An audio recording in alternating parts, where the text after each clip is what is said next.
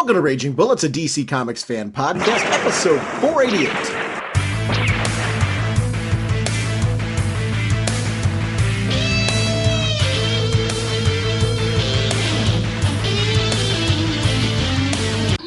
Welcome to Raging Bullets. I'm Sean Wayland, drnorge, and I'm joined as always by my co-host Jim, the sensei of the whatnot Segulin, the Duke of and the elder statesman of the podcast. How's it going, eh? Jim, great to be back with you. We've certainly had an interesting journey this week. I'm actually going for my principal licensure right now, which I don't, obviously I don't shout out too much on the show. I'm actually in my final internship stages. So the past week, it's been very hard for me to record. Jim's been very patient and flexible like he always is. I just haven't been able to. I've had work that I've had to get done for that, including my regular job that was a part of it. So we got to record. We were going to record Friday or Saturday. We went to record on Saturday, and you had a family event that was going on. So then we're like, we'll record on Sunday. I had a power outage. I'm like, this has been like the podcast that hasn't wanted to be recorded. So we're here on Monday night and recording our current episode here. On this episode, we're going to be chatting about some favorites. We're going to be talking about Detective Comics. We're going to be talking about Titans. And we're also going to be talking about Clean Room, some favorite books that are coming out.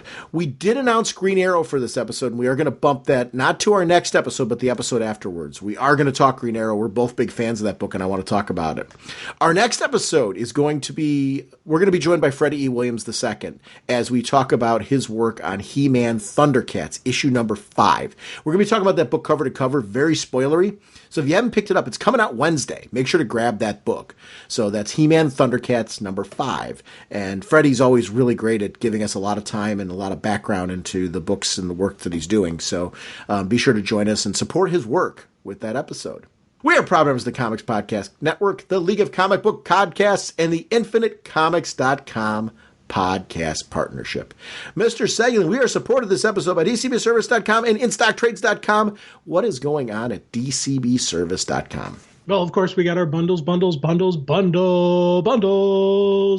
You know, continuing, DCBS is continuing their support of the Rebirth with a couple different bundles. And as I say, I love the fact these are 50% off when you select on the different bundles. So you really do save if you select on a bundle. Plus, they've got the Vertigo bundle, they've got the Young Animals bundle, and they take the variant covers and they bundle those together, but those are at the 45% off. They're not at the 50% off like the regular titles are. So, you know, you save with the bundling, and I absolutely love it, and it makes things easier. But DCBS is not just about the bundles. I know there's more to, you know, life than just bundles. There are some really cool statues, some really cool collected editions, and I gotta talk about this Batman black and white statue.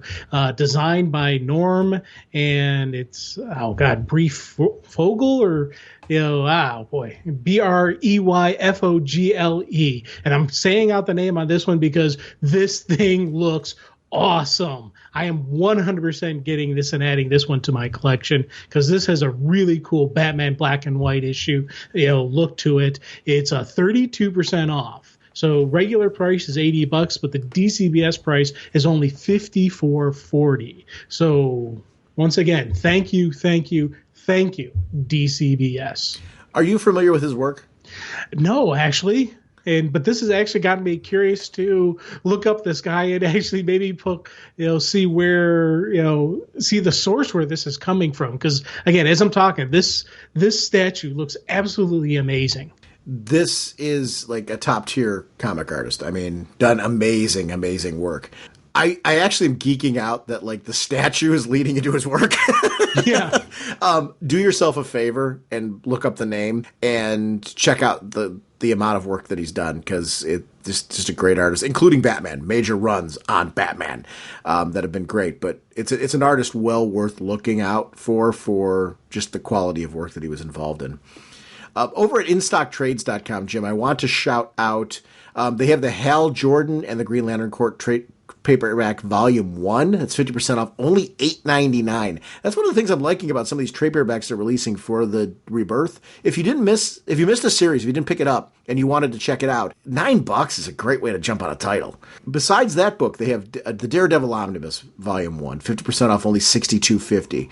They have the Alpha Flight by John Byrne Omnibus hardcover, 42% off, only $58. These omnibuses for me are like some really cool books. Daredevil, the classic Daredevil run, and in particular Alpha Flight. Alpha Flight is a book I grew up with and really loved. Did you read Alpha Flight, Jim? Were you a fan of it at all? Yeah, as soon as you said that, I was like, Alpha Flight, cool. And an omnibus of that for me is a draw, because those are really, I don't have my issues anymore. That was one of those that unfortunately over the years when I've had to sell comics to kind of buy comics, Alpha Flight was one of those titles I had to get rid of. I would love to add that back into my collection again. This is the nice thing about InStockTrades.com. It's the ability to just get collected editions of current titles like Hal Jordan and the Green Lantern Corps, but to be able to look at some classics like Alpha Flight and Daredevil and be able to grab them at $58 sounds like a lot of money until you look at the page count. Then you're like, oh my God, we're like getting this for next to nothing. And it's just great high quality work. And it's a great way to get caught up on series that maybe you never experienced before, or adding an old classic back into your collection, which I'm really looking into, and have it bound in this really nice collection. So thank you, InStockTrades.com, for your discounts, DCBService.com for your discounts, and supporting the show. And remember, DCB Service is a digital partner. Whether you're doing Comixology or My Digital Comics, make sure to link those accounts to your DCB Service account. Shop through their portal. Doesn't cost you anything more, but it does give a kickback to our show sponsor, which helps them, helps you, because you get that kickback towards your DCB Service order. And please support our show sponsors that way. Jim, what kind of podcast are we? Raging Bullets is a spoiler podcast. We go in depth into plotline, story twists, and whatnot of the comics we're discussing on today's show. So if you haven't read the books, you may want to come back later so you can better enjoy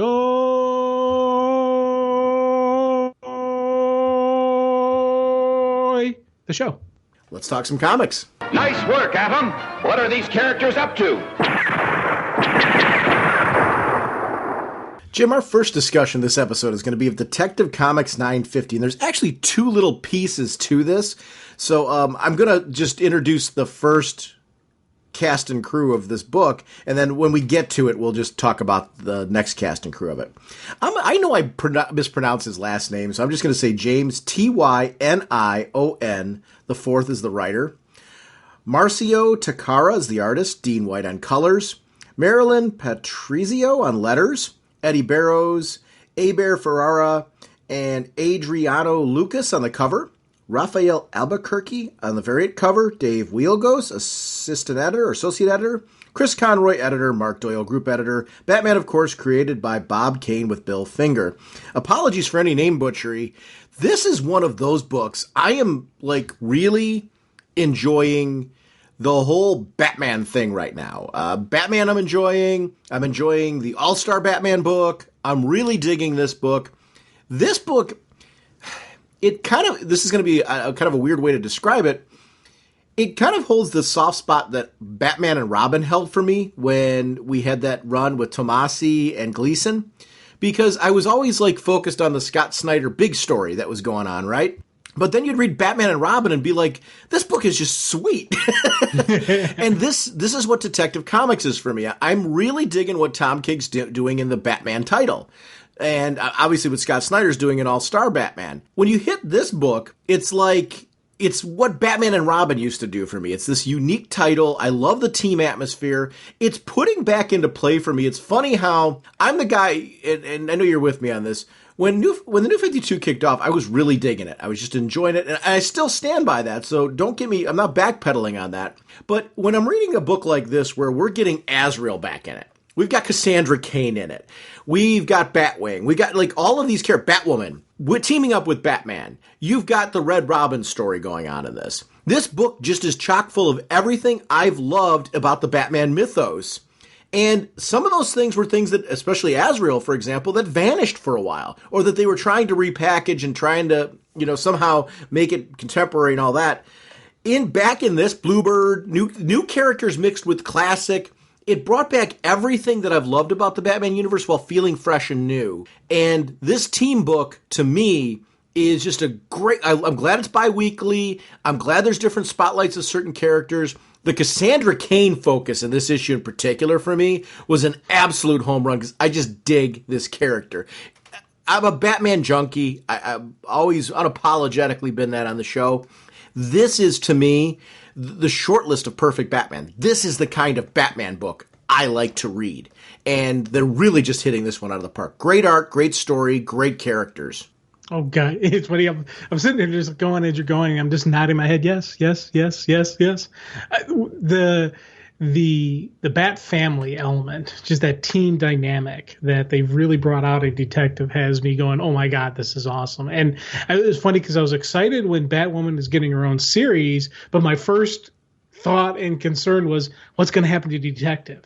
Because, granted, another book with Batman, it would be cool, but I don't want to lose this dynamic. I don't want to lose the team. I don't want to lose Batwoman's, unit, especially Cassandra Cain's one of them, Bluebird, with just the full, the stuff going on with Clayface. I don't want to lose any of that. And it's one of those, this is one of those titles that has, every time you're reading, every time you're going through, you're getting pulled in more and more and more. And when you had that whole cool storyline going on with Batwoman versus her dad and everything that played out through there, I was like, man, this is awesome. Now we're getting into the lead into the League of Shadows. We're going to bring in Old Roz. We're going to bringing in him and his crew up against this team. And that's the thing.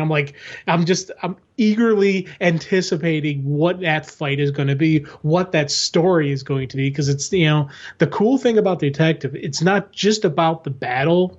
It's about the setup, it's about the battle, and then the aftermath. Mm-hmm. I love the fact that they keep, with all these major stories, they keep giving us the aftermath, the what happens after the fact that they take out these giant monsters, what happens after they take out this team, that's basically targeting Batman, what it's after that. And I love how it's that the continuation of the story, beginning, middle, and end, but the end isn't truly the end, it's just the beginning of the next chapter. And I love how that's just building and building and building on each other. Yeah, and this is a book, too. It should be noted, if you're not reading Detective Comics right now and you're a fan of where the big story of the DC Universe is going right now, since Rebirth, there's a big story going on. This and another book we're talking about this episode, Titans, are really two books you need to be reading right now. There are, I want to say, echoes, layers being built, clues being delivered that are really leading to what the big story is that's coming up. I like how they're delivering this. I like the teases. I like the little bits and pieces and clues that we get along the way. It's not too much. I like how they kind of give us a clue and then they walk away. And then they give us a clue and then they walk away. Because the main story that's in the title is so good that you can do that. You can give me these little clues and teasers that, wait, don't forget, we got this other thing going on that you don't quite know about yet, and where it's going to go. That is really smart to me, and I'm really enjoying the delivery about this on this book. I was going to say, because one of the things that I liked about the fact that they're telling the overarching story, they're giving these tastes of what's to come in these stories, and they're doing it in the titles that it makes sense. Batman's investigating this. He's in on this. In Titans, we've got Wally who's in on this. It's the different people who are part of this investigative process, so they're going to put it in those titles. And when they pulled, Tim into it, he's now into this whole mystery, and he's got to try to figure out what's going on, we're dealing with where he's at. I like how, as you said, it's a taste, a little tease of it, but it also is giving you bits and pieces of it. So they're doing this really well in incorporating the entire DC universe to tell this overarching massive story as to who did the ultimate manipulation. Yeah, and that part's great. I want to get to the personal story of Cassandra Cain because I'm looking right now at this bit with the dancer. Now, Cassandra, one of the things with her is she can't speak, not fluidly. Her language is really action and violence and being able to read people. What I love is, on the surface, that's what it all is all about. And when I say violence and action, martial arts, being able to read moves before they happen and things like that. I loved in this that extends to the grace of a dancer, of all, almost like a ballet or a classical dance. seeing her in the background give into that piece to the point where the dancer in front of her catches that she's there. It was just great because I love this character, and I really think that there's something about how tough she is, but then you can see her so vulnerable like this that makes her just a terrific, terrific character. You didn't get to read, I don't know how much of Cassandra's previous origin you read, Jim. I know you didn't read much of her own solo series. So we got to see an exploration of this before. I really like that they're going back to the roots of that, but at the same time, they're kind of fleshing it out in a different way and adding more layers to the story. Like, this feels like my Cassandra Cain that I read before, but yet we're seeing her develop in a way that's got a little bit more depth to it than what would happen before. And that's not taken away. I loved her story before. I think this book has really done a great job of just recapturing what's great. I think you can sometimes retread old ground, and it feels like, oh, just you're telling the same story and it's falling flat. This is not happening for me at all with this. This is exactly how you bring back these concepts. I think this book favors her and greatly favors Azrael for me because I'm a big fan of Azrael. And man, did they nail that Jean Paul Valley out of the park. We'll get to that. But Cassandra Cain, what is this like for you, Jim? Because I don't know that you have the same background with her that I do. If I remember correctly from some of our previous discussions. Yeah, this is my Cassandra Cain. I really do not have any dealings, comfort, exposure, whatnot, with her in the previous incarnations. This is really the deepest exploration I've ever had with her, and I'm absolutely loving the character. I love the fact that she's orphan. And I know a lot of people, oh, she should be Batgirl. I'm not knocking when she was Batgirl. I read a couple of the stories, and she was kind of cool, but for me, I think orphan, just the way they tied it into her father and everything that's going on, and especially how she is and who she is, I really like that about her. I like how they're telling the story and just who she is, because this is the most comfortable I've ever been with her, and now I understand all the previous love that was ever said for her. I never she wasn't my Batgirl. I didn't know her, so I didn't have any connection or any emotional tie to her. Now I've got a connection to this character. Now I understand what makes her so cool, and there's so many different things. One of the things I absolutely love is how the fluidity and emotion is basically how she speaks, and it's just how she understands. But I love every time she looks at somebody, she's tactically analyzing where to strike, and it's just something that's natural for her. And even a couple times we'll see it where it throws her off that she doesn't want to be this killing machine. She doesn't want to be this type of assassin. And it was even cool back when Spoiler did what she did a couple issues ago, where she basically turned I'm saying turned on the team, but I'm putting air quotes around turned on, because again, she was doing what she thought was right, because she even mentioned, Cassie was one of the reasons. If she hadn't had this crazy world, maybe she would have grown up, had a chance at a normal life. Maybe she would have learned, to actually how to express herself. And I thought that was a really cool point, because you're seeing in this issue, she really wants to express herself, but she can't. And it's the thing that's just getting her. And it really just, kind of tugs at your heartstrings, when you see this character that is so cool and such a badass, but she's missing just vital pieces that every day, everybody else had in their life. I really liked seeing Mayor Haiti in this and Jim Gordon. One of the things that this book hasn't had an opportunity to explore much is Gotham City in general, because we've had that big fight with the colony that was going on in the beginning. So we didn't get to see a little bit of these pieces. I was glad to see these sequences put in, especially with Haiti's history and stuff like that. And I like, again, how it crossed over with Cassandra. And we have this overlap of her story with what's going on with Batman. Just seeing the two fight together again, and just how Batman can realize that this girl needs something. I'm trying to reach out to her. I'm trying to give her approval, but yet she can read him and knows that because she's this tough weapon, that he's still, it's like a loaded gun that you've got locked up in a cabinet. And I really loved the way that they played around with that concept, and that she reads it off of him, and it's something it scares her more or pushes her away or something like that. And this time where she needs reassurance that she can get past all this. Character, go ahead, Jim. Sorry. Well, I was going to say, because one of the things that, kind of I loved about the scene between the two of them, because typically Bruce is the standoffish, doesn't share his emotions, and now he's dealing with somebody who can't really express herself, and it's kind of neat to see Bruce, trying to be that caring, nurturing person, because he's not typically the nurturer.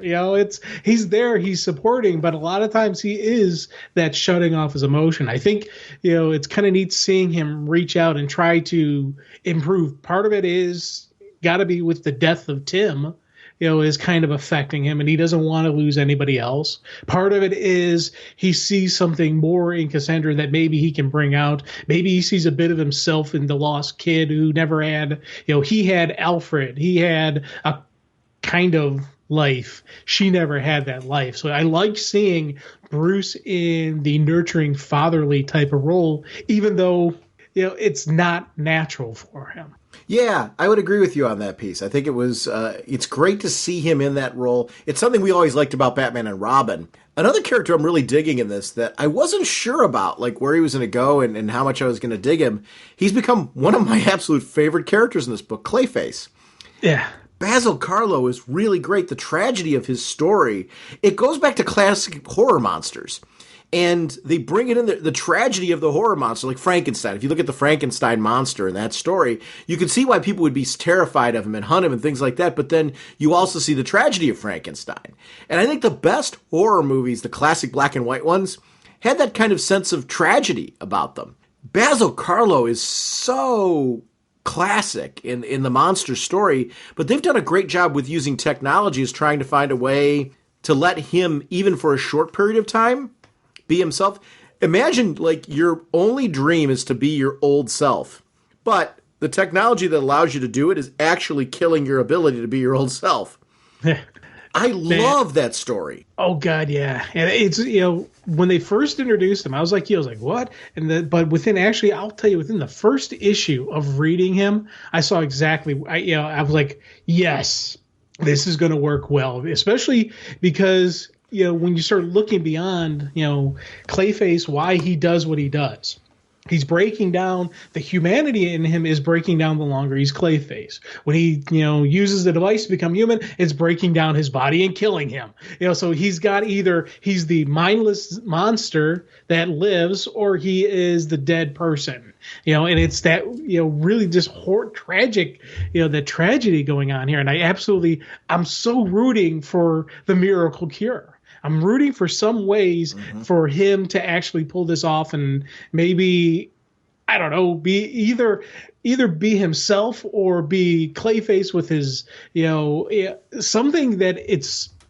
I want the happy ending for him. I want, ideally, I'd love for him to be cured. I know Clayface is a classic villain and he's a classic character, and it would be kind of bummer to lose him, but I just want a happy ending for the guy. I want him to be cured. I want him to be the person again, be Basil again, and not Clayface. Or if he can't do that, then be Clayface, but not the monster Clayface. Let him have his humanity every so often, and just let him continue on. He's one of those. I'm really rooting for a happy ending, and unfortunately, a lot of times, the bad stories, you don't get a happy ending, unfortunately. You get more happy endings in kind of the soup universes. But, I'm rooting for him. I'm hoping they do give us something. I'm hoping, he gets this moment. I hope that, this one is going to be the ones that turns out everything okay. Yeah, I agree with you. I want this. It's funny. You're with him being a classic villain and all that. I agree with that whole premise. But like you, I don't mind them evolving him. And I really am enjoying this story. And he's one of my favorite characters in this. So I do want to see him have a victory in this. I like the journey so much. I don't know where it's going to go from, if it's going to end in tragedy or not. They've got me really fixated on this story. And that's really cool to be able to do in this kind of delivery. This is a book that really pays from being bi-weekly. I saw something recently, and I forget where I saw the article at, that some of the bi-weeklies aren't doing well, and the question became, is it due to the additional frequency? I hope not, because I'm hoping people jump on this from good word of mouth, not just this book, any of the great books that are out now with the Rebirth. I love the delivery on these. I love the fact that we're getting not every title is doing this, but a lot of them are, where we're getting this twice a month delivery versus books where they would previously say, let's give you a second Green Arrow book. Let's give you a second, a Batman book, or fourth Batman book. Instead of doing 4 Batman books, they've done 3, really upped the delivery on the story. And I as a reader, I find this is totally benefiting me versus keeping track of 4 different storylines going on in the Batverse. I'm glad, or 5, because they used to have Legends of the Dark Knight when they were doing that as well. So I don't know. I really like this delivery choice. I like the writing teams on this. I'm hoping the sales numbers are enough that DC's considering this successful. I'm afraid for some of my favorite books when I see, some of them not getting the numbers they should. I don't get it. I would tell people, if you're listening to this and you're a fan of anything going on Rebirth right now, you don't have to like every single title. I'm right now digging so much of what DC's line is right now, not just counting Rebirth, some of the other lines that they've got in their company as well. And that's just me as a reader. You don't have to agree with that. But if there's a title you're digging right now and you're listening to this, maybe it's Detective. A lot of times we give like big books like the Batman books a pass and kind of go, why shout those out? There's some of the bigger books out there. I would say right now in comics, if you look like at the top sales numbers, and I've said this before, comics top sales numbers are pitiful right now for the quality of the books. If you're a Batman fan, tell people about it. If you have friends who are lapsed Batman fans, this is a great time, to be reading Detective Comics. They're doing some really unique things. Give them a trade of this. Give them a hardcover of this and get them to start reading it. And I'm talking about Batman fans. There's a lot of them out there that, maybe stepped away for comics for a variety of reasons. This is the type of book that they should be reading right now. And we need to shout this kind of stuff out. And I'm not saying anything, like ignore the lesser titles. And when I say lesser, I mean lesser selling titles out there is what I mean. Not lesser quality or anything.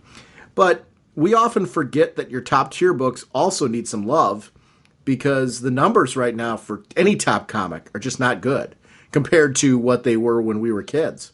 Yeah, and it's funny. We keep talking about how the great story going on, but we would be completely remiss if we didn't talk about just how cool and how awesome Detective Comics looks. This is some beautiful artwork. And I know a lot of times I talk about just the story and I talk about how, and I don't, focus on that, but there, like the one page I'm looking at right now is Cassandra dancing. Oh, and the way they wait, can I stop you? Can I stop you for 1 second? Okay. As you were talking about the artwork, I immediately turned to that page. I'm going to let you go on your rant, but I just want to say, when you said right now, the page I want to talk about is the page with Cassandra dancing. I'm literally looking right at that same page because you were talking about the great artwork in this. So please go ahead with your rant. I just wanted to stop you for a second because I found the irony of the fact that I'm looking at the exact same page thinking, man, he's right. This artwork's really sharp. I just loved it. I'm like, yes, dude, you nailed this one out of the park. So go ahead. I'm sorry. I didn't mean to interrupt you. I thought that was great. I know, man. Well, it's one of those things where this is, when I do my read through, I do a standard read through, then I do an art read through. And there are times when I catch myself stopping on a page and just really staring at it. And this is one of those where it's a full page spread, no traditional panels, whatnot, but it shows her going through the different movements in the background with, kind of like a softer look to it. Then up front, vibrant, you got the main image right there. And it really does show her going through the different steps. Really shows the fluid, of the dance. And I love the fact that right along this, we have little dialogue blocks, and in her own way, she begins to speak. She begins to shout and sing. And it really shows that through movement, through dance, through just this is how she talks. This is how she communicates. And I love the fact that it always used to say that she could speak through violence and speak through fighting. Well, now she's finding other outlets. And I love the fact that this is now starting to be one of her outlets. And this is kind of why she was following that dancer originally, why she's been, in past issues. They've showed her watching these dancers. And it's just, this is how she's expressing herself. This is the way she can show her pain. I loved just how that, just everything played out and how that looked and just everything connected with this, because you get this, with her, with Cassandra, you don't get a lot of inner dialogue. You don't get, a lot of her communicating with people. So you get this great way of showing it. I was like, man, this is, it's visually awesome and beautiful, but also just, again, wonderful way to tell the story. Yeah, and that's one of the things that I'm really enjoying about this, when you talk about the wonderful way to tell the story. I love that this ends in this cliffhanger with the League of Shadows, and Shiva's there. I hear you, girl, she's coming. And I love that that was just the ending of this. And it flips into the next story, Higher Powers. And it's James Tynion the fourth, obviously, as a writer. Alvaro Martinez on pencils. Raul Fernandez on inks. Brad Anderson on colors. Marilyn Patrizio on letters. And apologies for any name butchery. This gets into the Azrael bit. And man, seeing him with Luke and Azrael, like, doing their whole bit. I've always loved the Denny O'Neil series, Azrael. It came out of the whole Asbats cycle. And it really explored Azrael. I'm a big fan of the writing of Denny O'Neil. This was a character who I was like, man, it was so sad when the character kind of just, I don't want to say fizzled, it went its course. And that's probably the best way to put it in the previous continuity. Azrael had gone its course. They tried bringing the concept back, and I liked the things that they were doing with it. What I love about this is they've gone to everything in this book, combining the great bits of Azrael, both old and new. So we've got, the suit, we've got the sword, we've got the system as a concept is back, in a sort of sense. Everything they're doing in this is really just bringing the best of Azrael together and really bringing back Jean Paul Valley. Jean Paul Valley is just a great, great character. I really love the way that he's been incorporated onto this team. And it's just made for a great book. This is a great example of how you take characters like this. You've been like, we had some successful attempts at having solo series for both Batwing and Azrael, but the numbers never quite hit what we wanted them to do. And they dropped eventually at a point where we had to cancel their series. So let's take these characters and bring them back and bring them on a team like this and put them with Batman and really talk about how they interact with each other. I love how they have sidebars with these characters training. It's almost like their own issue. It's the Batwing and Azrael team up, and it's taking place in this book. And I love seeing them in their own little danger room doing this whole combat bit. I really just loved every bit of this because you get to see just how powerful Azrael is, how dangerous he also can be, and why there would be a benefit to him being a part of the team. And it goes back to, his philosophy on religion and how the religion that he follows is not your traditional religion. It's mix of technology with religion, and their concept of saints is very different. And I really just loved the way that this told a lore, a modern Batman lore within this issue that really brought me up to speed with what's going on with these characters. And focused and spotlighted on two characters that I'm really just digging right now. And seeing them together because they're so different, I think made me understand them both more. Amen on what you're saying. And again, Azrael is one of those characters, when Asbats was out, I read it a little bit, but I wasn't too heavy into it. So the whole concept of the system, I was always kind of confused on. And, and then when they brought him back, every incarnation they brought him back, I've read him like, oh, yeah, it's kind of neat, and so it's every time they bring him back, I'm reading it and I'm trying to understand who he is. And kind of like with Cassandra, he was always a character that, I saw people who would rave about him. I saw people who hated him. I saw people who were, mixed feelings, and probably some who were confused like I was. So he's, again, one of those, I'm really happy he's here. And especially this issue was a really cool point for me because, it's funny because, Lucas, I can understand him. I know who he's coming from. I understand the suit. I understand why he's doing it. I get the who, what, where, when, why of him. Azrael was always that mystery for me. So I like seeing these two together. I like seeing him on this team. I like seeing their usage of him as it's starting, and it's going to start growing and developing, as especially with the upcoming stuff. When you're dealing with the League of Shadows, when you're dealing with everybody coming, he's a guy I would want to have on the team. To face off against that. So I'm really looking forward to seeing what they do with him and where they take him, especially in this concept, in this team. And he's not necessarily going to be with Batman. He's going to be with the Bat Crew. Well, that's a good way to put it. And I like the Bat Crew. I mean, it's great that this book First of all, actually, I want to talk about, as we're talking about Azrael, the look. The new costume is really sweet. It's a nice mix of the classic with looking like modern tech armor. That really works for me. This Greater Bat team, I think because of the bi-weekly delivery, you can really spotlight these characters and give them their own shot. And this is everything I want from a comic book right now in the way that it's being delivered. And I like this idea of Ascalon. That we've got this piece in the background too, because I don't see this as being tied in with the League of Shadows. I see this being a future story. Man, am I into this whole thing. I see this as being, once they get rid of one problem, another one shows up. Yeah. Which is kind of par for the course for the Bat family. You never get that moment of rest. It's funny, when we're talking about different stories, I actually forgot we actually had a third story. I forgot it was a different creative team, I should say. Obviously, James Tynion the fourth is the writer. Eddie Barrows on pencils. Aber Ferreira, Ferreira on inks. I'm not going to even try to butcher that one. Adriana Lucas on colors. Marilyn Patrizio on letters.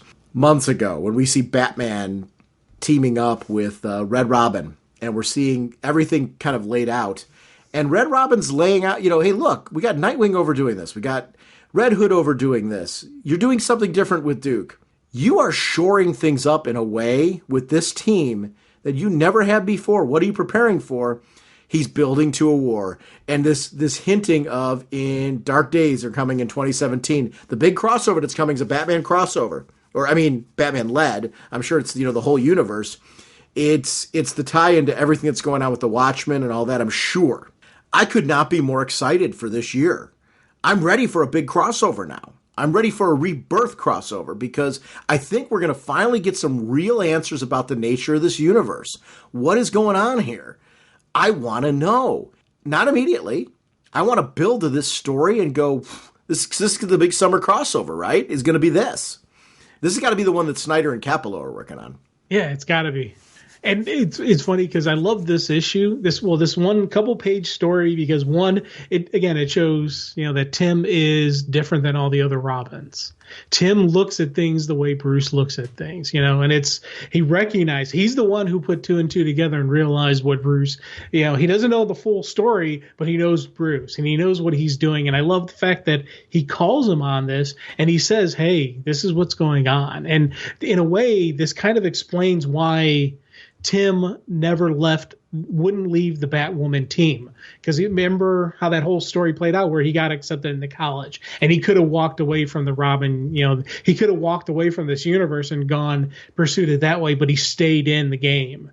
And ultimately that quote unquote killed him, even though it doesn't. But, this right here kind of explains one of the reasons why Tim stayed in the game, because he knew something even bigger was coming. He knew that he was needed to help build up this team and get it to a point where it's ready for a war. And I love the fact that we get this final little piece into the interactions between Bruce and Tim that I was like, man, that's cool. Again, it's another one little just extra tidbit story that technically, did they ever need to tell us? No. But when you get just that one more piece of the puzzle, I was like, what is going on? And, this definitely has you going, okay, what's the big story? What's the big event? What's the big war? Yeah, and that's the part that has me excited. There's the anticipation. I actually don't want to know now. I'm liking the build so much. And I'm liking the main story that's going on in here so much. I just like that they're building to something. I like this sense of build. And I really hope it's doing well for them. I don't pay attention to numbers a lot. So for those of you that are numbers junkies out there, if I talk numbers on the show, I'll see an article and somebody will bring something up.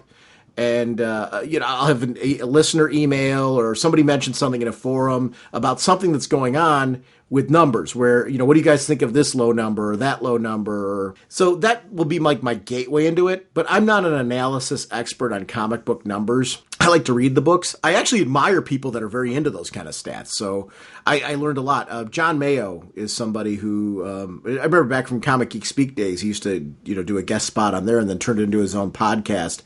And I always enjoyed his sense of understanding of numbers in comic books. and it's Comic Book Page Podcast is the one that I'm referring to in that case. I always enjoyed his passion and love for that. It's not mine, but I find them interesting. I find the data interesting as far as the trends, only because as a fan, I want this hobby to be around. So I do think that we as fans are the ambassadors of this kind of thing. And man, does this book make it just so exciting. So Jim, speaking of books that are currently in continuity, you want to go to Titans? Just because I think that's a book we should probably really start addressing right now.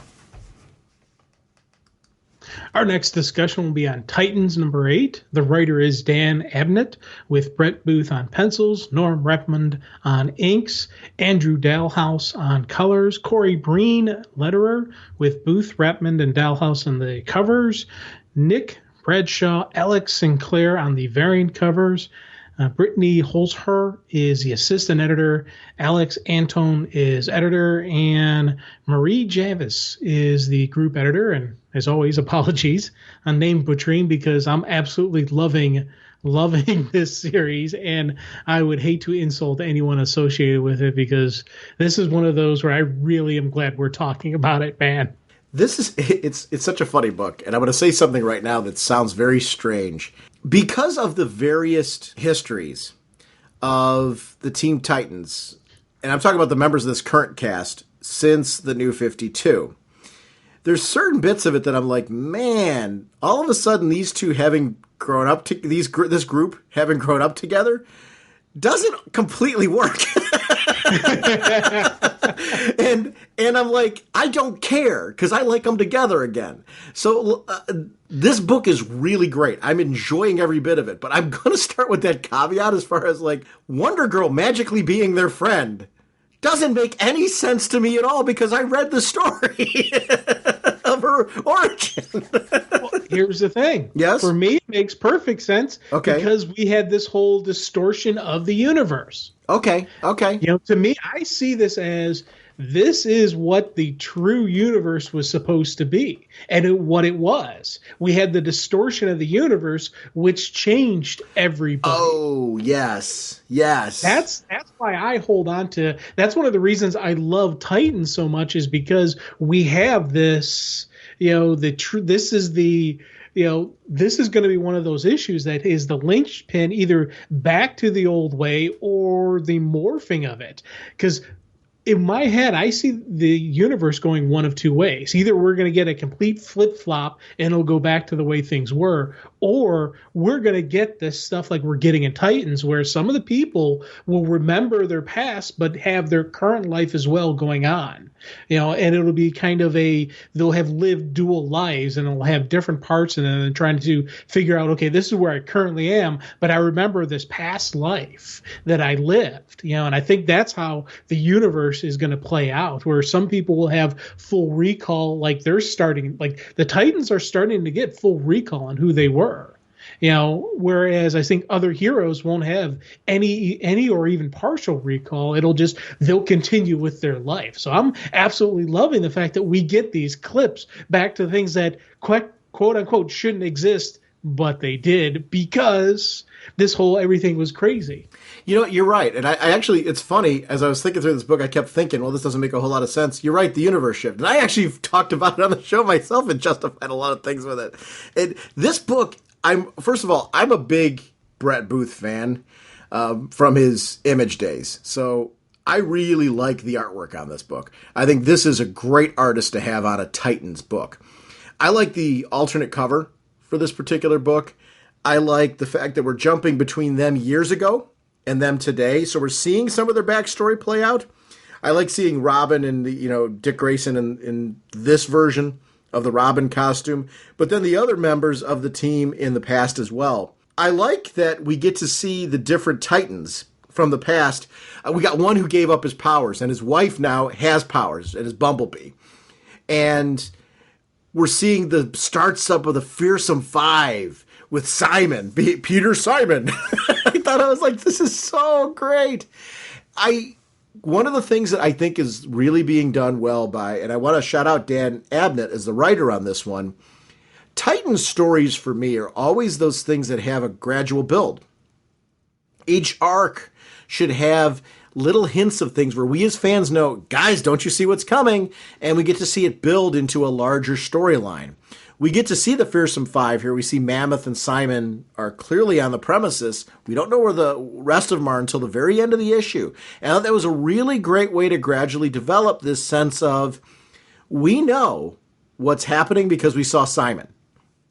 But our cast does not know until all of a sudden. Imagine being a husband who was like taken out by this guy. You've given up your powers and your wife is stuck in there. The sense of being powerless in that sequence was really well played. I really liked the writing in this because it would be something where like, oh my gosh, he did this to me in Titans Hunt. Now he's here and I've given up any opportunity to defend against him. Really, really great. And the team shows up just at the right time, and I can't wait to see where this storyline's going to go. This is a book, I know this is one you pushed that you really wanted to talk about. I'm really glad you did, because I was a little behind on this book, and as I got caught up on it, I really just found myself saying, wow, the writing on this is really tight. I'm enjoying this. I'm enjoying these characters. I've loved the Wally West focus. I'm a big Wally West fan. I'm glad that Wally knows a little something that's going on. And I like the fact that the one thing that he could really remember was Manhattan, and that's why Titans are now in New York City. They don't know what Manhattan means, but they know it means something, so they're in New York City. I like how that's why Titans Tower is now New York City, and I thought that for me was a kind of a cool little nod. But I got to tell you something with Peter Simon back when he first made his appearance in Titans and all that before the reveal that it was him, Simon. I gotta admit, I was an idiot and I didn't notice it. Because when they first talk about this, group, this company that's taking away meta powers, you immediately know from reading comic books, okay, that's the bad guys. But it wasn't until they actually revealed that he was Simon. Like, oh, it was one of those things I literally slapped my head when I was like, oh, when they first revealed he was Simon. So I absolutely love the fact that they did that, and they keep having him and they showed him, and especially just Mal's reaction to everything that he's dealing with, where when he first sees, big guy, when he's first, realizes what he's doing. When he's first, I love just how he's such a regular, normal, everyday guy. I think that for me was a really cool story element to put in there, because a lot of times you think these guys are their heroes, dun dun dun, I'll run in there, No, he's just a regular, everyday guy who all of a sudden realizes, I just made the biggest mistake of my life. The woman I love is in immediate danger. What the heck do I do? Oh my God. I loved his reaction. I loved just that pure, raw, natural reaction that he had. Plus, I also wonder how much of it is influence that was done to him. Sure. When his powers were taken away, maybe they kind of tweaked his mind a little bit. Maybe they kind of made it so he wouldn't investigate and he wouldn't, suspect, or he wouldn't kind of like, that little, do some Jedi mind tricks on him, because, they've got the power levels to do it. So maybe we're going to tweak that. So that's something else I want to see. And plus, are his powers actually gone? Or does he just think they are? Is there just a mental block and he really has his powers still? These are all the things that are just racing through my mind as this story goes on, because, again, I'm thinking off page. I'm thinking, what about this? What about that? Where's this going to go? And I love how you can get so charged on the story. Just, we're 8 issues in, plus the Titans Hunt before laying the groundwork for this stuff. This is, a really cool Titans together moment that I'm really digging. Really digging the teams back together. Well, my name is Simon, and the things I draw come true. You know what? One of the best things about the Titans has always been the character-driven moments. It's when they're outside of the costume as well. When Dick Grayson walks in to Wally's quarters, this is stuff that I loved in the Wolfman and Perez run, where these are characters who do have lives outside of being superheroes. And Wally's sitting there saying, without Linda, I don't have a life here. And I know I should create a new life and get that going, but it's really hard to do when you come back and everything you know, everything you remember is gone. You had this wonderful life with this woman, and she doesn't remember you and maybe never will connect with you the way that the previous one did. And is that path going to go down there? I love that because, he knows this woman was his wife in one universe. So to come back and find that person does not feel the same way you do is, woof. I really love the tragedy of this story. I'm glad they didn't immediately put them back together. I am rooting for them. Big time I'm rooting for them. But I like the way that they're playing this out, and we're getting to see him as a character. Oh, definitely. And again, it's, you think about this issue was predominantly them out of uniform.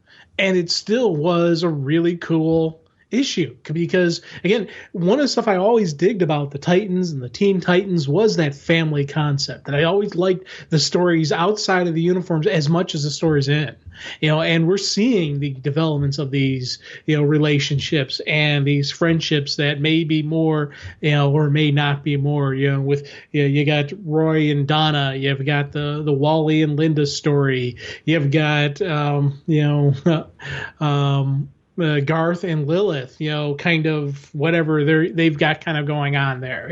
I like seeing that kind of interpersonal development and interpersonal relationships outside of the costume, the people behind the uniform, and that's something that we're really getting strong here. But it never loses the action. It never slows down for us. And to the point where it's a build up point and makes it even. And I'm so excited for next issue because we're going to have the Fearsome 5/6. I don't know, against the Titans, but it's going to be even a different take on it because. Where's Bumblebee going to stand in this?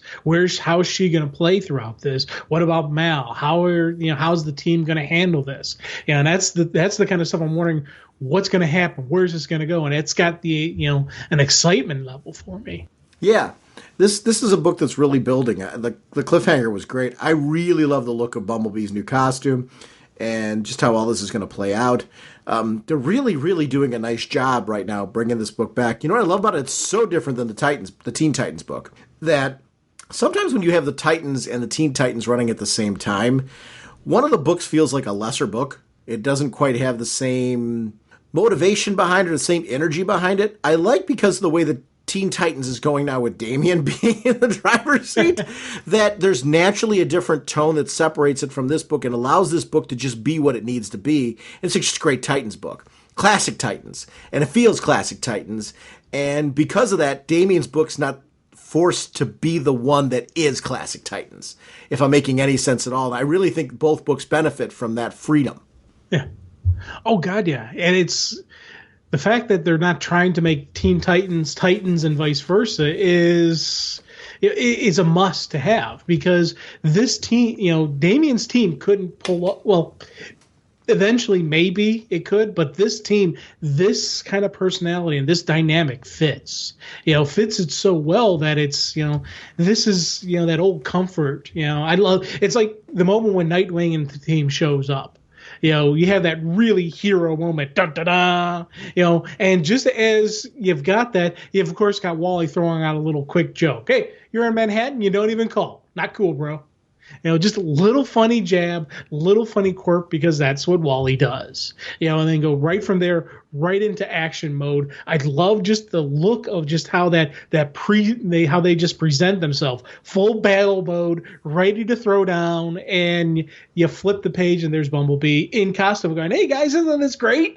Wait a minute," and it's the first thing I did was I looked at her eyes. I'm like, okay, is she under control? Is because you see Simon now in full Simon mode. Like, is he controlling her mind? Are we going to get her turning against the team? I love just how this ended, because it's the massive questions on, okay, what's next? I agree. That's always the part for me, the what's next piece. That should drive comics. Comics are serialized medium. If you're not asking yourself at the end of the issue what's next, there's a problem. You really should be asking what's next. Even when a storyline ends, you should still be saying, that was so good that I want to know what's next. Even if there's not a cliffhanger or anything and it's just a nice ending. Because a clean ending can still, to me, if it's a good ending, makes me go, I want to see what they're going to do next. What's the next arc going to be? How are they going to hit me next? That's really important in this type of medium because that's your attach rate. If you're not interested in knowing what's next, you're eventually not going to come back. And I think it's really important. One other thing we gotta throw out there for talking Titans, it was in issue 7. So it was the previous issue with him and Superman, because that Superman knew who Wally was. He knew who Linda was, because that Superman is from Wally's universe. And I love that interaction between the two of them, because that was somebody who knew who Wally was, who knew his universe. And I love just that moments when Wally realized, wait a minute, hold on, you know about this? And I love just that interaction, that connection there. Again, another piece of the puzzle of what maybe could happen here. Those were kind of some really cool, oh my God moments. I agree. Those oh my God moments were pretty awesome. It's one of the things that I really enjoy about this book is there's so much of that in it. And I think comics in general should have those. Sometimes when event books really drove everything, you wait until the event before you got oh my God moments. I think we've seen a shift in comics to the events being contained in the main titles and there being event books. Don't get me wrong, there's that big crossover when they come in, but I like this constant sense of every month I feel like some book's paying off an event. And that's really important to me. It keeps my excitement high. This book's like really building while this book's delivering. And, this is the kind of storytelling that I'm really digging right now in comics. Speaking of unique books, Jim, do you mind if we talk about Clean Room? Because it's a book that's near and dear to my heart. And we really haven't had a chance to talk about it much on the show. We talked about the initial first issue, but I'm a huge Gail Simone fan. And this is a unique title that I think we should talk about that I would like to revisit. Our next discussion is going to be a Clean Room number 15, written by Gail Simone, illustrated by Sanya Anwar, colors pages 8 to 18, 20 to 22 by Quentin Winter, letters by Todd Klein, cover by Jenny Frisson, assistant editor Maggie Howell, editor Maggie Mahan, group editor Jamie S. Rich, Clean Room, of course, created by Gail Simone. This is an interesting title to me because you and I talked a little bit off the air about this book because it's a book, we're big Gail Simone fans, and it's a book we've wanted to talk more about. And because it's not in the main DC universe, we tend to, obviously our show tends to prioritize more the main DC superhero line. I wanted to really talk about this because this is my favorite writer. And this was a unique book for me because I enjoyed it from the start. And if I sound tentative in there, one of the things about a Vertigo title that I think when you're writing for Vertigo and you're looking at that type of book is you're starting to write in arcs, and your story should have that kind of build. I really like this book and fell in love with it at the end of the first arc because I finally understood what was going on. And I don't say that in a light way. I think that's my experience with Vertigo. It's one of the reasons why you and I talk on the show a lot about giving a book a chance, an arc, to really understand it. This was a book with so much going on. You've got this woman who is our main character who all of a sudden, her fiance's dead. She can see strange things. And we don't quite understand what those things are and what they mean. And I love that by the end of the first arc, we started having some real questions about her and this creepy organization that she discovers, and that her was it her fiance? Am I right on that one, Jim? Or was it her husband? Yeah, no, it was husband. Okay, her husband had been linked to, so she was going there for answers. And all of a sudden it turns into the fact that this organization that really looked like they were almost the bad guys with the whole Clean Room thing, maybe there's more to that story. Maybe they're doing something more. Are they the bad guys, or are they our protectors? Are they making the hard choices that nobody else can? And I loved the twists and turns of this as this book was going on, that I started to discover more and more about the organization that was going on and the girl that we saw go through this horrible tragedy at the beginning of the first issue. So it's really been a great journey with this book of going from the first arc where I'm like, okay, I'm trying to feel this thing out, to then all of a sudden this becoming a must-read book, where every issue as it was coming out, I was really wanting to know more about the characters. I like that this book isn't all black and white. There's some shades of gray in it. And there's characters who I think are good guys one issue. I'm worried about their status the next issue. There's a lot of manipulation and intrigue going on in this world. It's a very mature story. It's a different sort of take from Gail Simone than what I'm used to reading from her, and I appreciate that. This is something that's really got some bite to it. And it's a book that I'm really digging. What's your journey been like with Clean Room? Because we both talked about how I think we've had a similar journey with this, where it was like a book we got to get used to. What was it like for you?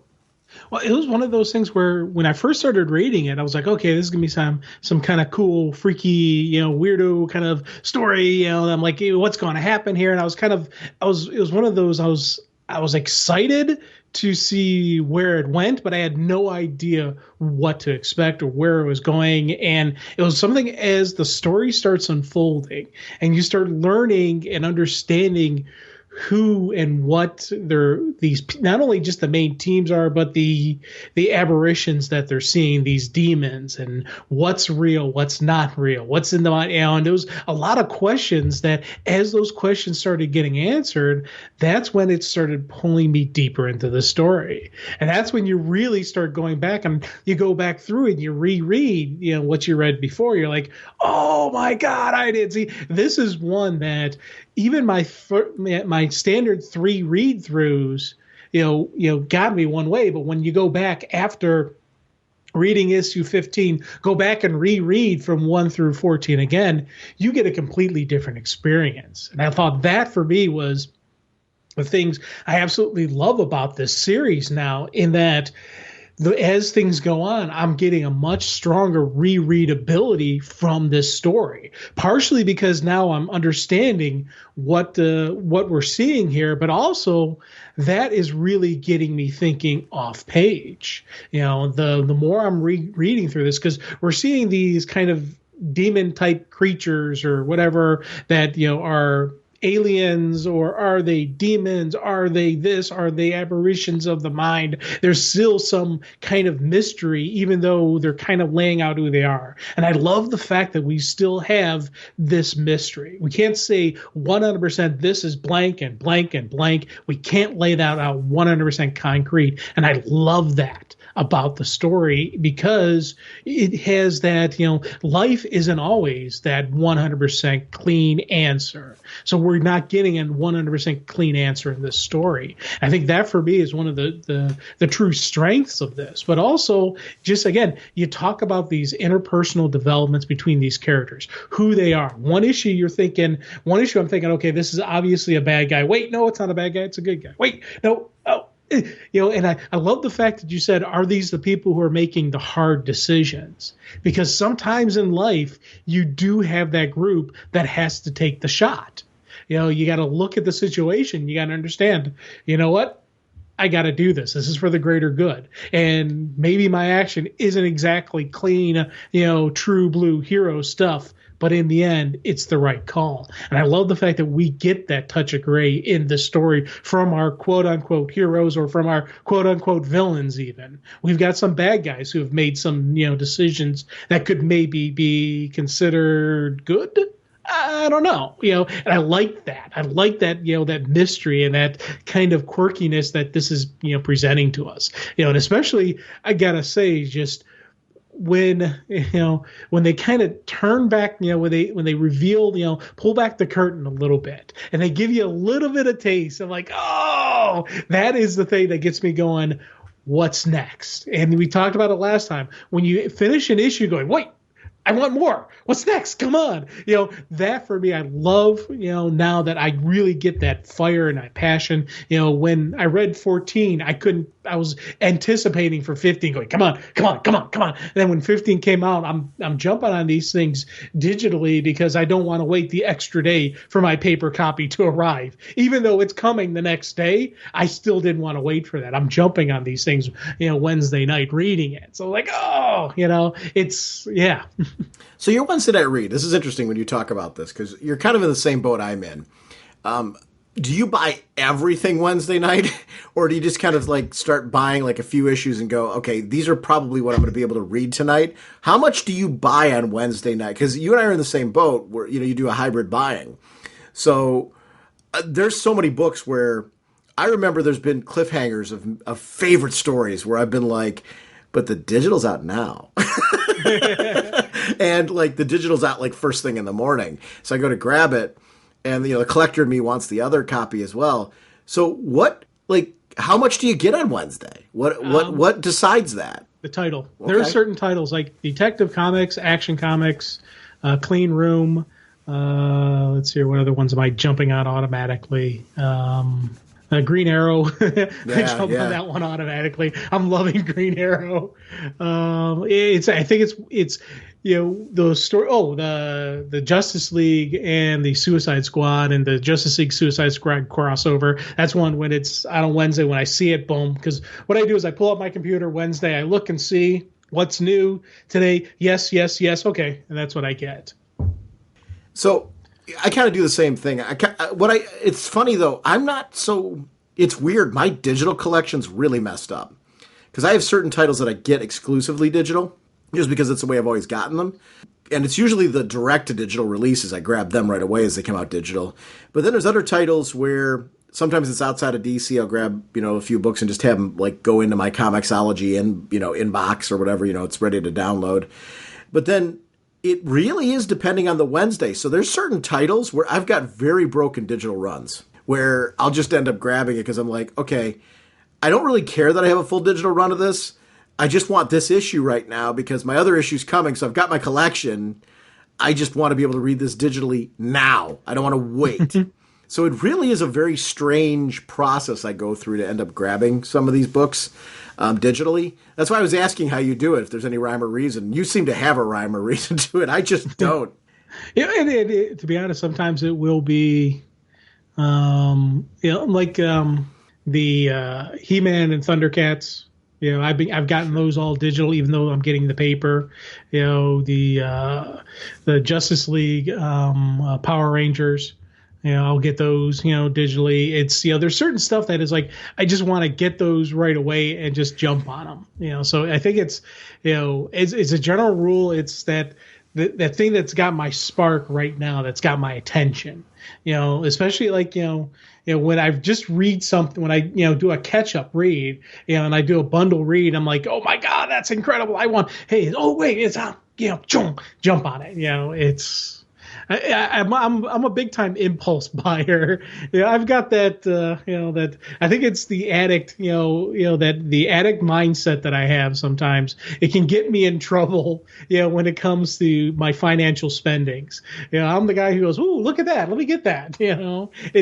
I'm an impulse buyer a lot of times, and it's, it has, financially got me in trouble if I don't reel it in, because I'm sitting there looking at, I've got digital copies, I've got paper copies. Oh wait, the collected hardcover came out. Ooh, that looks cool. Let me get that. So now I have it in 3 different formats, and later on the Absolute will come out. I'm like, oh, I got to get the Absolute. I love that story. Okay, so now I got a 4th version of it. And I've found sometimes, and I don't know if you've ever done this, but I'll have multiple paper copies sometimes that I'll get, just somehow when I'm clicking and ordering, I'll make a mistake and I'll order something extra, because I've had a couple times when I pulled out my DCBS order and I'm like, wait, I've got 2 issues of the same one. What did I do?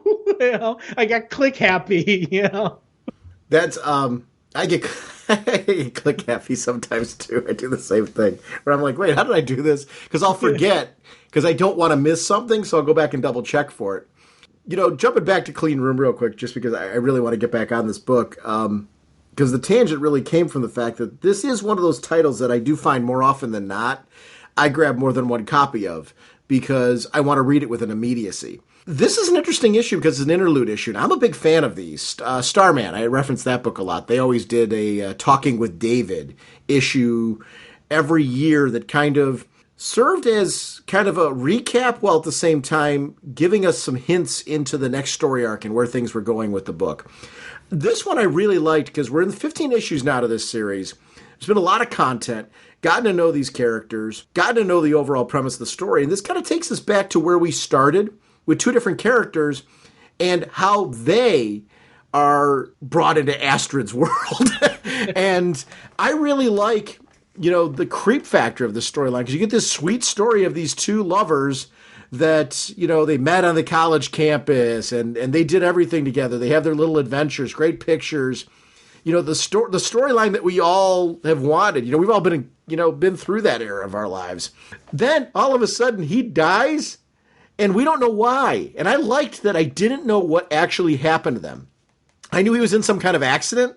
I didn't know what the accident was. So you see him come barging through the door and we know, okay, she's got abilities. She's got the abilities to see people who are not there, demons. And we've got this whole demon underculture that's going on here, and they're trying to take over the world. And I like that I think that there's so much more you can do with this.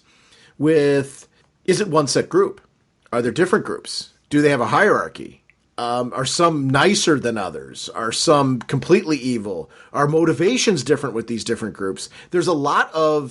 This series has a lot of potential to go in some interesting directions with the premise because it's something that hasn't been explored, I think, on this kind of level. So only certain people can see things like this. She sees it under certain, and she thinks she's cracking.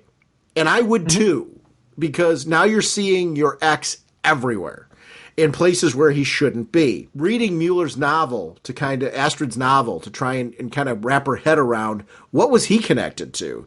Is that something to do with what I'm seeing right now? Trying to get his backstory and see what's going on. I really liked how everything just sort of intersected in a way that made sense.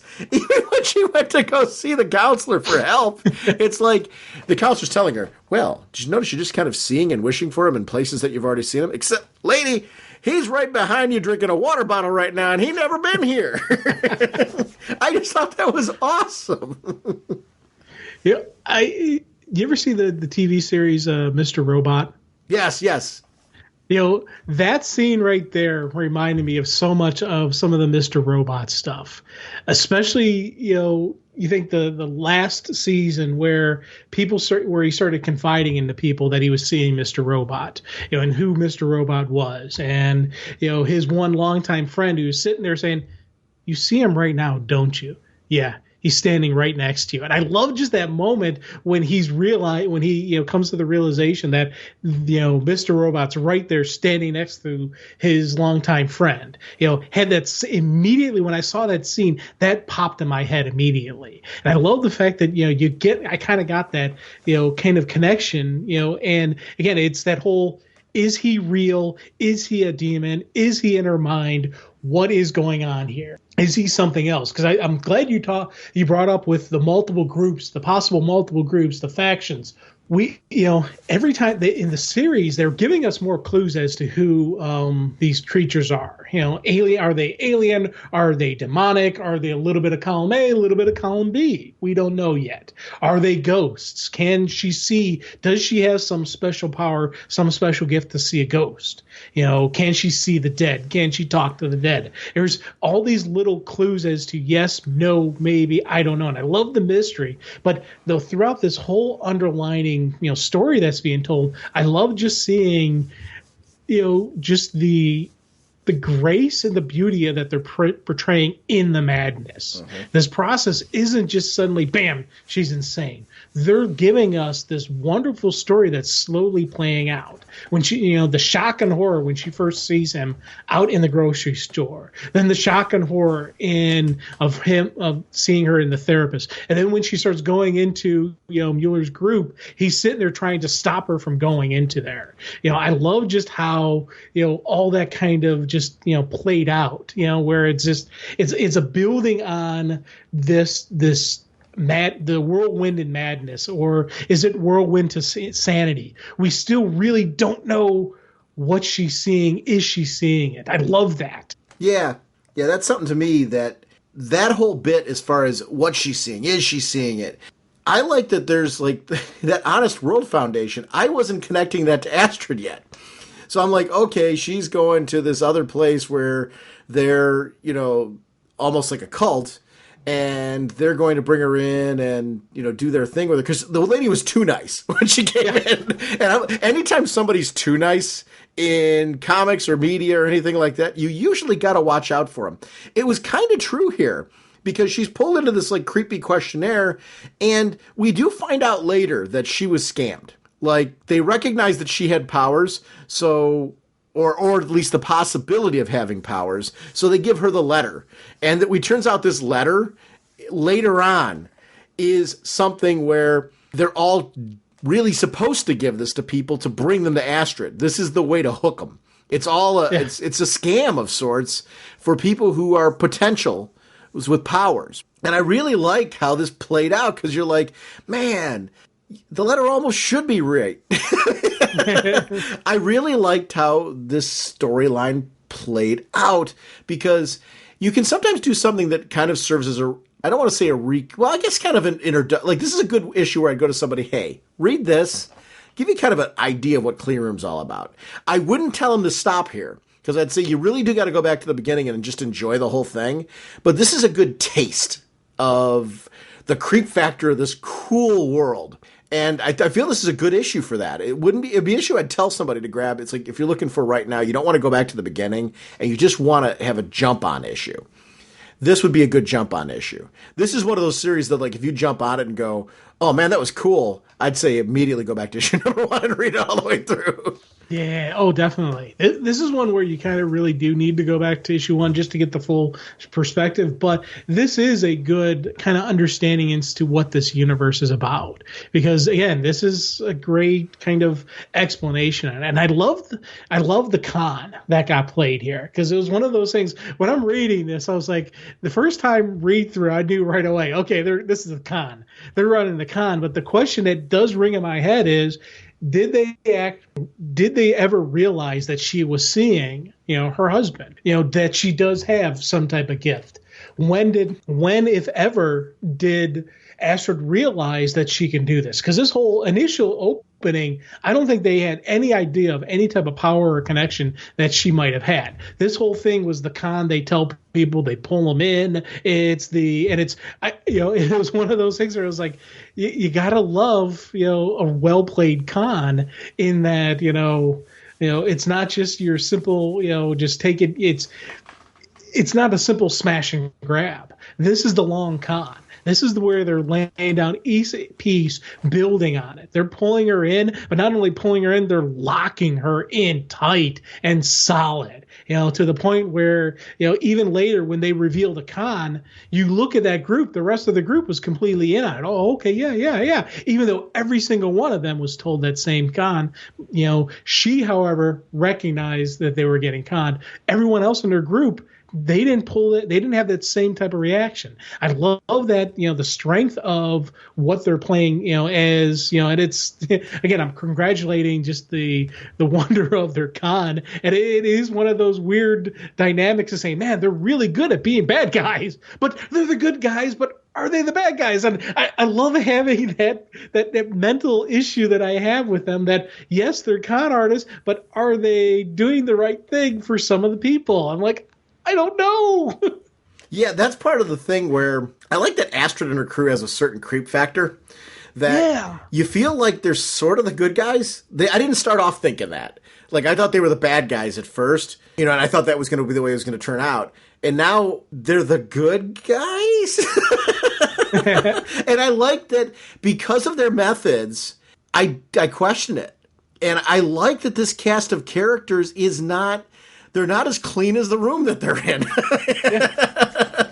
The whole thing's this clean room premise, but they do things where I'm like, did they just do that? Oh, I hate them, but I like them. That is what's the great thing about this book.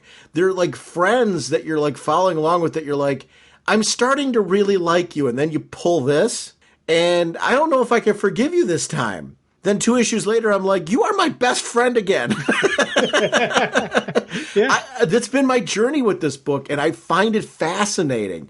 And it's fun to see Gail Simone have the opportunity to explore something like this, because it is such a different sort of tale from her usual books.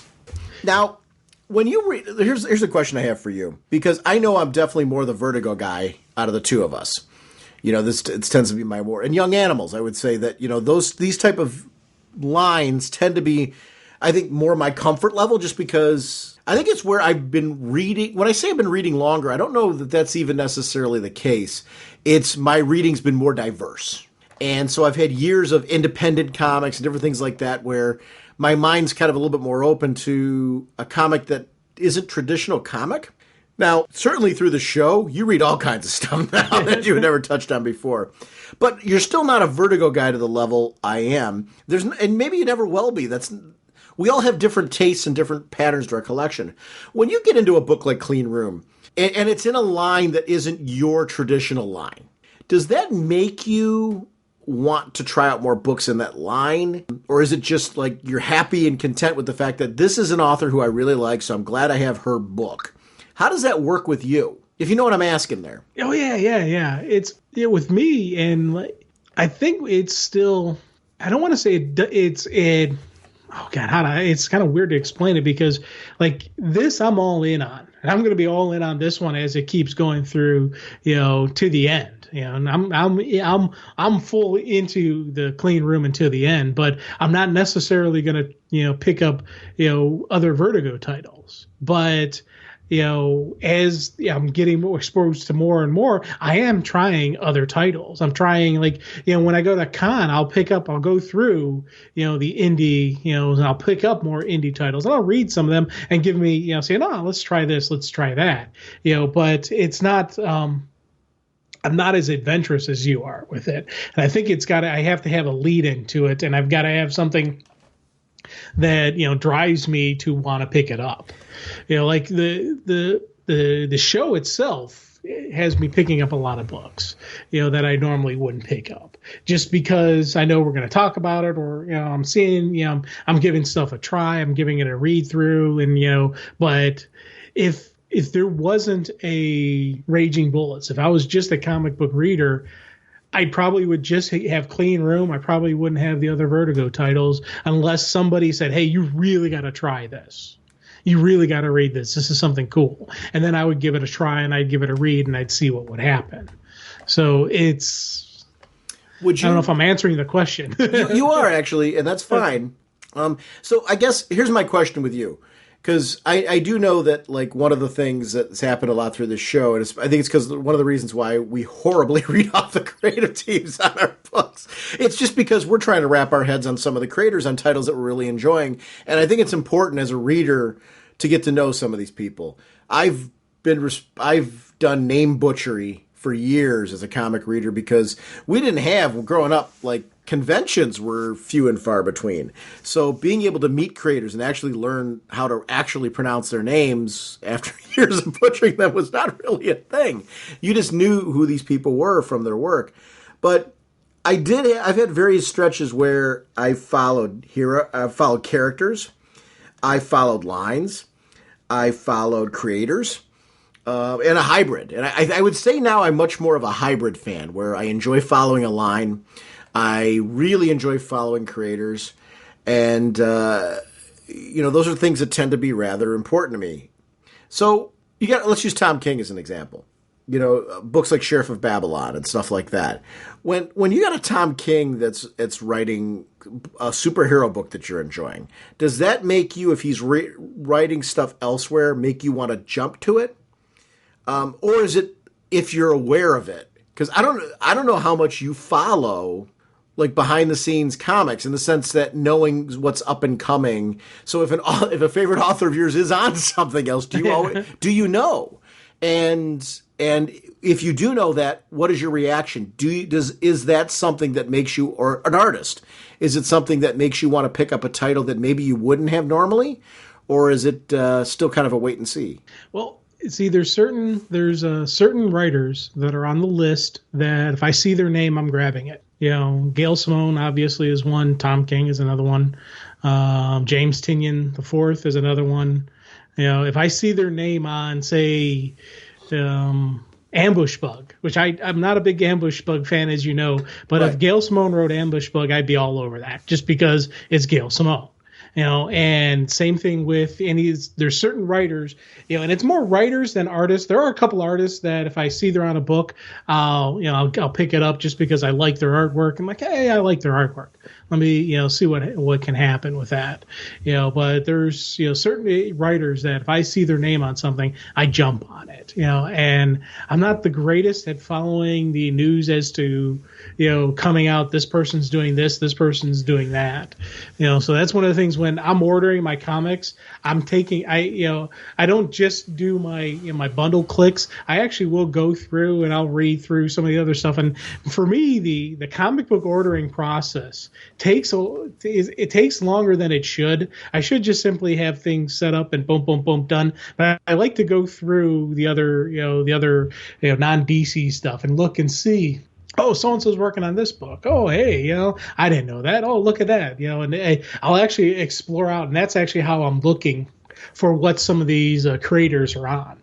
And it probably would be easier if I followed them on Twitter and whatnot. But I'm not big on the Twitter and I'm not big on the Facebook or any of that stuff.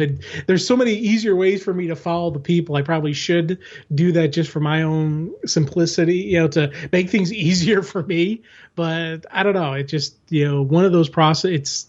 It's one of those things that it's that last lock hold in my head that I can't get my brain around. But for me, definitely, if I see a creator that, and as I said, especially in the writing side, if I see a creator that I really like, I've got that short list of people that I will pick up anything they write just because I know I like their style. I like the story they tell.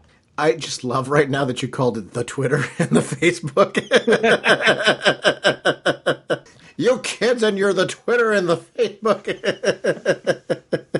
What's interesting is in this clean room issue, I like how we see that they're put together in these like groups, almost like these little teams. And through discussions with their teams, they're being kind of asked to like open up and learn about themselves and ultimately we know where it's leading. They're there for their powers, right? So I don't think so.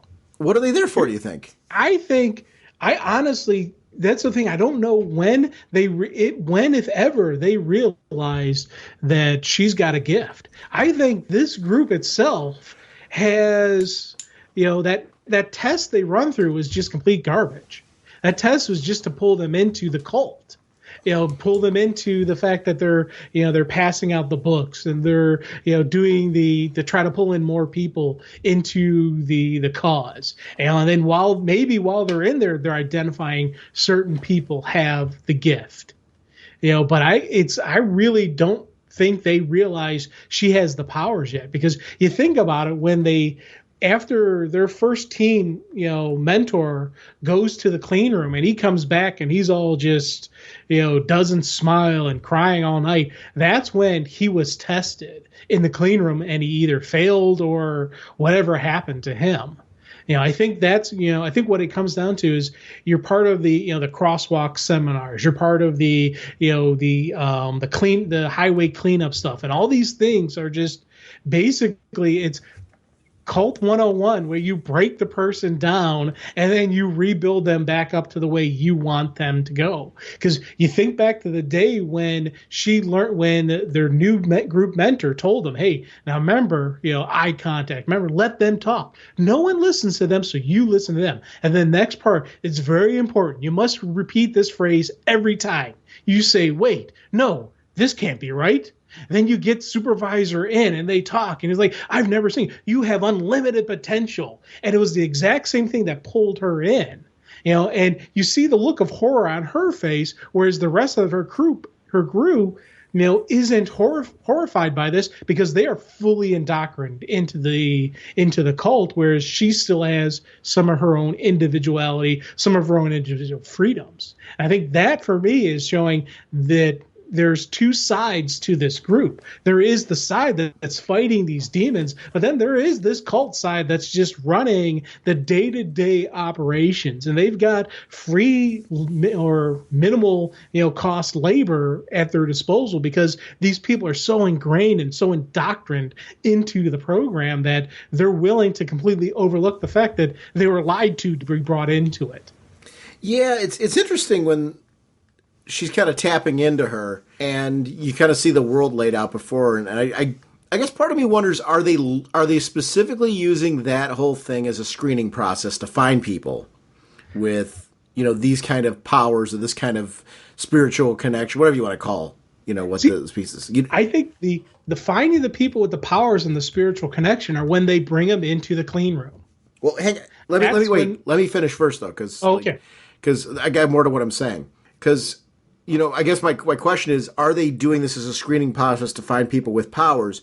Or, on the flip side of that, and I will let you go with what we're going in a second, so please, I definitely want you to go off of that idea, so hold on to it. But then there's that other part of me that's like, is this just to get people who've had experiences, who may be believers, who they can train and mold and maybe use in the case of certain experiments to see what'll happen? And I guess what I'm wondering is it a little bit of A, is a little bit of B? Are they hoping that they find people like Chloe? And are they also hoping that they find the devoted? I don't know. It could be A, B, or C. I'm not sure. What are you thinking, though? I mean, obviously you had an idea there, and I didn't mean to cut you off. I just wanted to finish the thought. But please, go where you're going to go, because I'm interested in your thoughts on this one. I think they're pulling in, the people who will be, just the pawns, the people who will be the worker bees, who will do all the manual labor, the grunt work without question, without thought. Okay. They're pulling in the followers. But within that process, when you get to a certain level, that's when you're tested. Okay. And when you're tested, the test comes in the clean room. Because you think about it, when Mueller pulls Mary into the clean room, it doesn't destroy Mary. It actually frees her.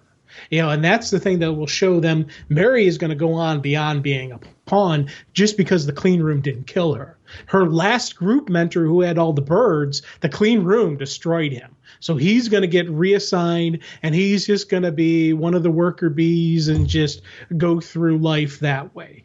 Whereas Mary and Chloe and people like them have the potential to rise up beyond the pawn. Now, I don't think they didn't identify that in the screening. The screening is the indoctrinating to being a pawn, to being just the member of the cult, just that body that they need to keep the process going. It's as they're going through, they're going to find, I think it's probably like you think about it, one for every 1,000 that they get, or one for every 100, or whatever the percentage. They're playing a numbers game.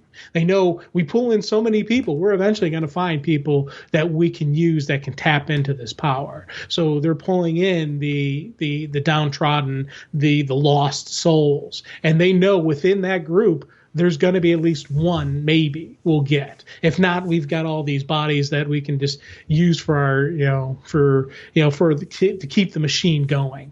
But, that's how I see this whole process. And it's weird because in a way it's wrong to kind of manipulate these people. But again, it's that whole, are they doing it for the right reasons? Are they doing it for the noble purpose of fighting off this invasion that's set to conquer the world, from the hidden shadows and from the unknown realms? Or are they just, a cult who is trying to conquer the world? And I love the fact that even though I'm comfortable that there are probably some good guys, but I can't be 100% certain on it. And I love that mystery behind it. I love that unknown factor, because you look what they did for Mary. They set her free. They freed her of this guilt and this grief that she was feeling over her the loss of her husband and everything that played out with the husband and her going to do that tandem jump to death. They freed her of any guilt she had, and now Mary has a potential either within the group or outside of the group of actually living a life now. And I think that shows there's some good that they're doing, but is it, does the positives, outweigh the negatives? When we see into her dream, and that was a sequence that really kind of creeped me out, because I didn't know this was a suicide pact gone wrong. And you see the look on her face as she's witnessing through it. She's like, what sounded good and romantic when you're behind closed doors is a whole heck of a lot different when you're standing on the edge of a bridge. And I'm not making light of suicide or anything like that. It's more the reality of that. To be like, I'm not a heights person. I love tall buildings. I love roller coasters, things like that. There's a difference, though, by being on the edge of something.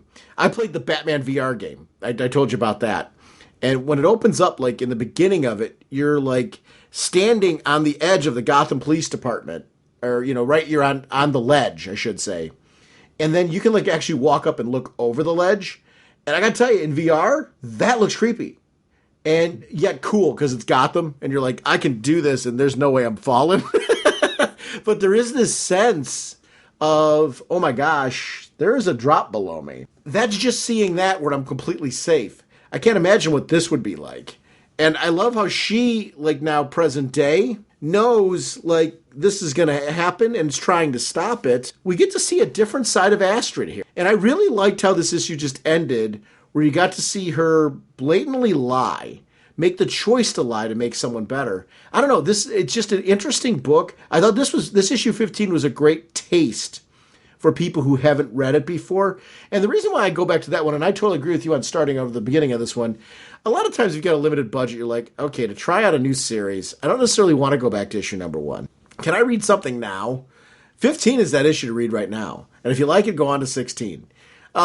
The truth of the matter is, with most comics, the writers will give you enough along the way that you will either rediscover, if you knew the characters before, or discover them for the first time. I don't know. I just think this is one of those books where this particular issue, I didn't plan for us to chat about it on an issue that wound up being an interlude issue. I'm kind of glad we got to, just because I think it was an interesting overview of the book.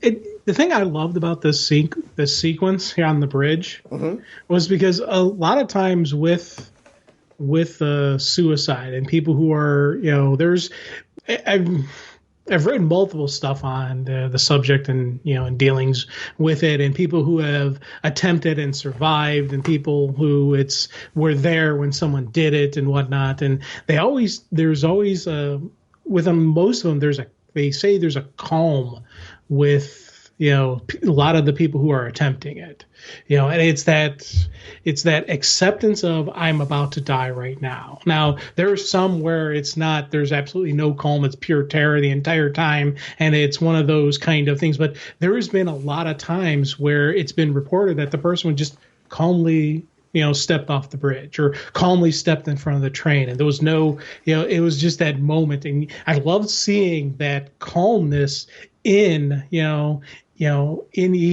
And I love just seeing that moment. Now, granted, we learned later that he had mental issues, and all this stuff kind of led to him actually going through this, and the depression and the delusions and all that kind of stuff that he was dealing with. That kind of led to the calmness. But I love seeing that calmness, and then I love seeing the terror, because she's like, no, it's that whole, as a general rule, the human body will fight to live. And it's that that fight or flight mentality, that that reaction that we have, and it's that fighting to stay alive, or just that general natural reaction to that I don't want to die. And I love seeing just that duality in those two in that moment, especially because that's what leads to her ultimate guilt, is because she had that moment where she wanted to live. And it's that whole survivor's guilt and this and everything that she's dealing with. I love just how just that played out, and just you see that, in these couple pages. And then you get that moment where, where Astrid did what she normally doesn't do. She lied, saying, hey, I can talk to the dead, even though she said she couldn't. But she gave her that comfort. She gave her that, she gave Mary that moment where she can actually live her life. And I thought that was a really cool final sequences, just to kind of get a good understanding of who she is. We are Crystal Men from Mercury. We have no quarrel with you. Jim, I want to remind everyone about our show voicemail line. It's 1-440-388-4434 or Dr. Norge on Skype. We love having everyone part of the show. I also want to shout out real quickly, on our next episode, we're going to be chatting with longtime friend of the show, Freddie E. Williams II, as we discuss his work on He-Man Thundercats. We're doing issue number 5, cover to cover. So if you haven't read it, pick it up before this episode. Freddie always talks in depth about not just, the plots and the creation of the artwork, but we really go in depth about the story, the genesis, what he was thinking at the time, how he got there through the process. I learned a lot. I'm not an artist, and it's really great when you've got an artist storyteller like Freddie is, to have an opportunity to hear from him what this means. These are also characters who have a deep meaning to him. They're important. This is one of those crossovers that is a dream crossover of his to be a part of.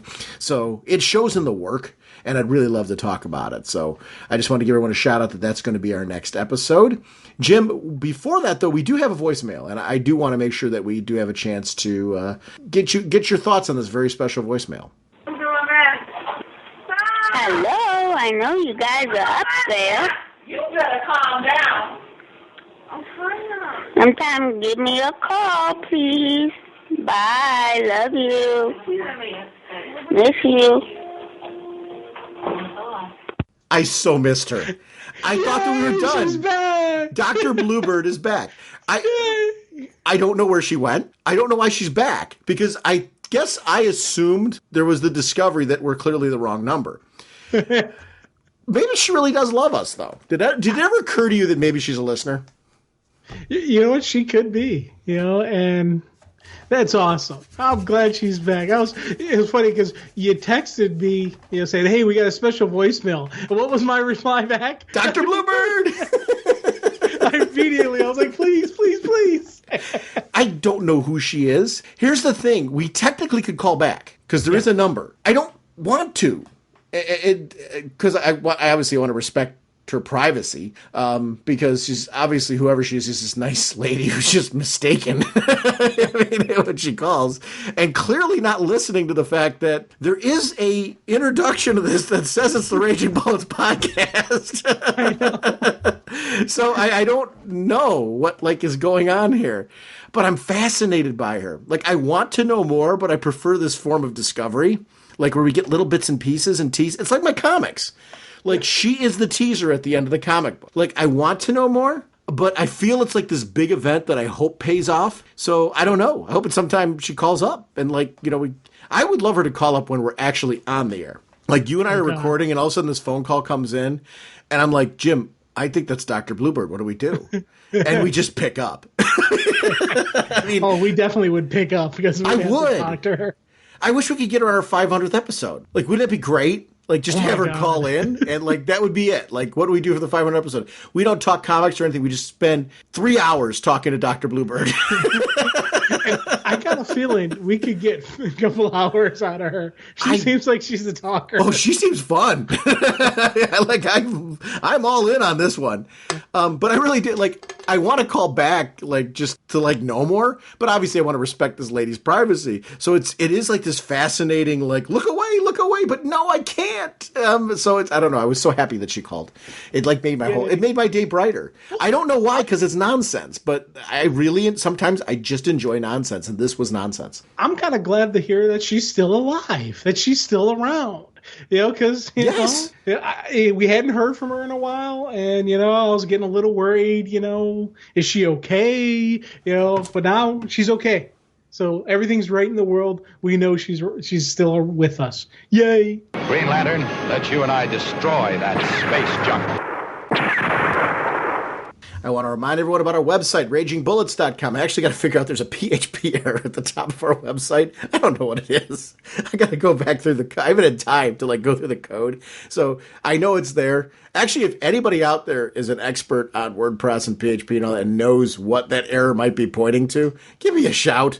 Give me a hand, just because I haven't had a chance to really look at it. Otherwise, I will find it and remove it. I know it's annoying. But that is where I put news on where the show's headed. And I always blast that to Twitter. I also blast it to our Facebook fan page. We got a regular fan page. It's a static fan page.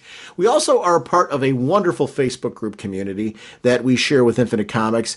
It really is, though, it's the people that are there that run it. And I check it every morning just for news and updates and the chat. A lot of times for me, I'm not always able to participate, but I like to see what people are talking about. I'm really enjoying watching what's going on there. It's a great community of people with just great discussions and great ideas. It's a safe community. People really are open to sharing and expressing ideas about what they like and don't like about comics, agree with, disagree with about comics, and pop culture in general.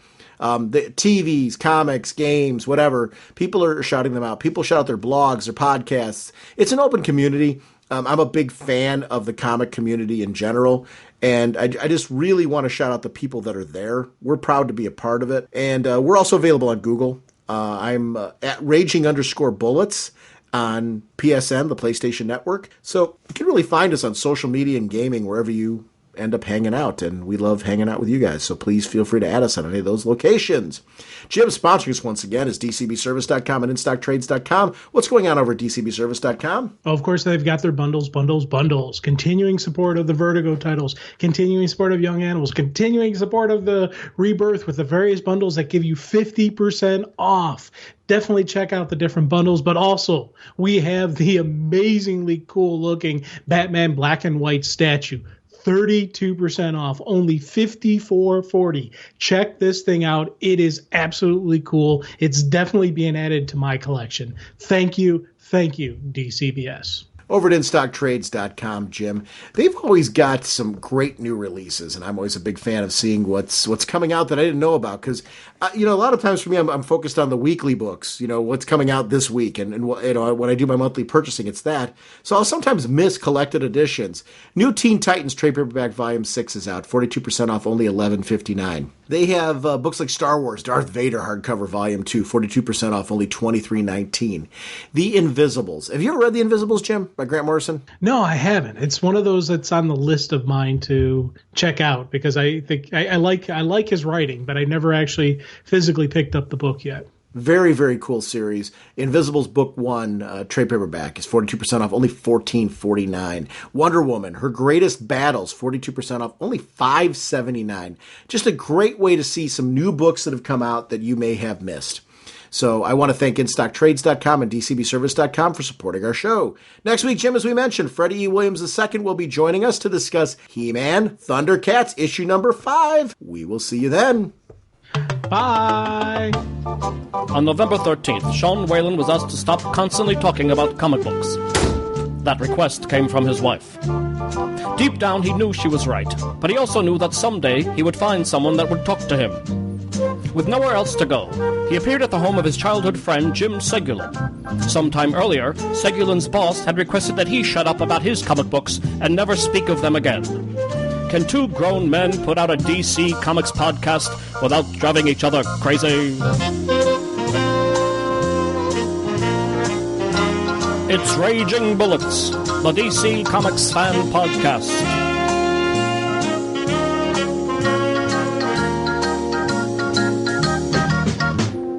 With Sean Whalen as Dr. Norge, and Jim Segulin as the Sensei of the Whatnot and the Duke of You Know.